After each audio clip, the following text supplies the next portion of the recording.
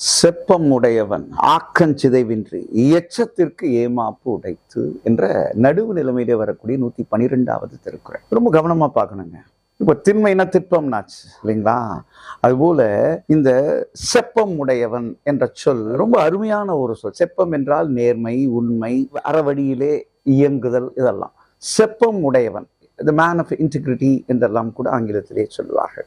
அவன் சேர்க்கும் செல்வம் அல்லது அவனால் பெற்ற ஆக்கங்கள். செப்பம் உடையவன், ஆக்கம் என்றால் செல்வம் என்ற பொருளும் உண்டு.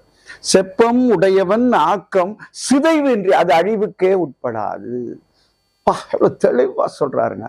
அப்போ இனி கோடி கோடியா சேர்த்திருக்காங்களே, அப்படி நிறைய பேர் சேர்க்கிறாங்களே அப்படின்னா அதெல்லாம் அழிவுக்கு உட்படும். அது அவனுடைய சந்ததிக்கும் உட்படும். ஏமாப்பு என்றால் பாதுகாவலாக இருக்கும் என்று உறுதி கூறுகிறார்.